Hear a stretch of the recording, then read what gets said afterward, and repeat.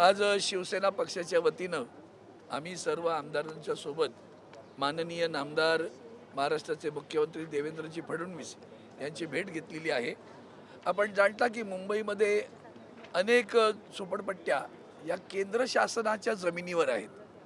मग ते रेल्वेतली असेल, बीपीटी असेल, ॲटॉमिक एनर्जी असेल, डिफेन्स असेल। मध्यंतरी वरुण सरदेसाई स्वतः दिल्लीमध्ये डिफेन्स मिनिस्टरना भेटायला आले, संरक्षण मंत्र्यांना याच विषयावर आले होते आणि त्यांचं पुनर्वसन पण होत नाही आणि पुनर्विकास पण होत नाही। पुनर्वसनाचा प्रश्न जेव्हा येतो की अचानक बीपीटी एक नोटीस काढते आणि सांगते ह्या झोपड्या आता पाडायच्यात आम्हाला, ताबडतोब झोपड्या पाडल्या जातात, पण ती माणसं सारी रस्त्यावर येतात।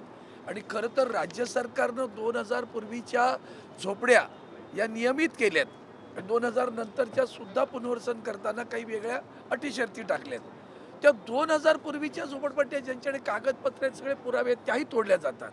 आणि म्हणून मी सातत्यानं लोकसभेत हा प्रश्न मांडत असे आणि यावेळी लक्षात आलं की या संदर्भात केंद्र शासनाचं एक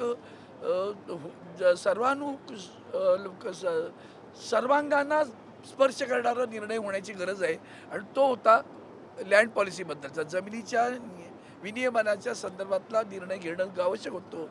तो मुद्दा मी लोकसभेत मांडला आणि सुदैवानं लोकसभेमध्ये जेव्हा शून्य प्रहारचा विषय मी मांडल्यानंतर आता मला लेखी उत्तर आलेलं आहे की केंद्र सरकारनं आता या संदर्भात सकारात्मक भूमिका घेतलेली आहे आणि त्यांनी या सगळ्या, मग ती सार्वजनिक उपक्रम का असेनात केंद्र शासनाचे त्यांच्या जमिनीवर असतील, केंद्र शासनाचे थेट त्यांच्या खात्याच्या जमिनीवर असतील, अशा झोपडपट्ट्यांचं पुनर्वसन करण्यासाठी प्रधानमंत्री आवास योजना आणि राज्य सरकारची ज्या काही योजना असतील त्यांचा समन्वय साधून या सगळ्यांचं पुनर्वसन करण्याचा अधिकार केंद्र सरकारने या सगळ्या संस्थांना दिला होता।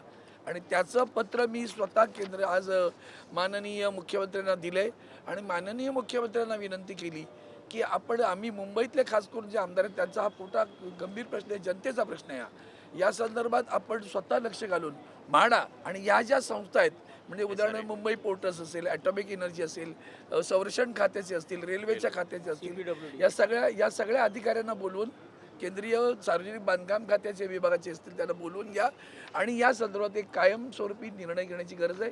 सकारात्मक भूमिका केंद्र सरकारनं घेतलेली आहे। आता या जवळ्यांना सुरक्षित करा। दरम्यान आणखीन एक विनंती आहे की आता हे पत्र आल्यानंतर तरी निदान या सगळ्या संस्थांनी कारवाई करणं थांबवलं पाहिजे, कारण आता जर पुनर्वसनाचं काय पत्रच आलेलं तुम्हाला आहे, तुम्ही त्या संदर्भात काय करता हे सांगणं आवश्यक आहे।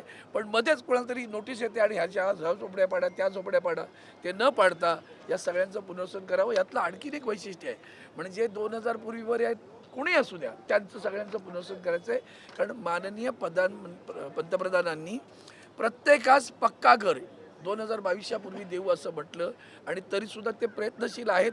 त्या प्रयत्नात हे सगळे खोडा घालतात, त्याच्यामुळे आता हा निर्णय झाला आणि त्यांचं जे स्वप्न आहे की पक्का घर सगळ्यांना देण्याचं, ते साकार करण्यासाठी माननीय मुख्यमंत्र्यांनी पुढाकार घेऊन सर्व आमदारांना, मुंबईच्या खासदारांना बोलवून घ्या आणि या संदर्भातल्या संबंधित अधिकाऱ्यांना बोलवून हा प्रश्न मार्गी लावावा अशी विनंती आज माननीय मुख्यमंत्र्यांना मी केली। त्यावेळेला सन्माननीय वरुण सरदेसाई, सचिन अहिर, आमचे आणखीन आमदार, बरेचसे आमदार होते, त्या बाळानर, मुंबईचे आमदार आहेत, संजीव पोतनीस आहेत, आणखी संजय राऊत आहेत, सुनील राऊत आहेत, सगळ्यांना मिळून हे पत्र आम्ही आज दिलेलं आहे।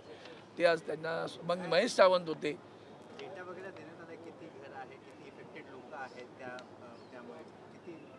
हजारोनी आहेत झोपड्या। म्हणजे एक मुंबई पोर्टस घेतलं तर 10,000च्या वर झोपड्या असतील तिथे जवळजवळ।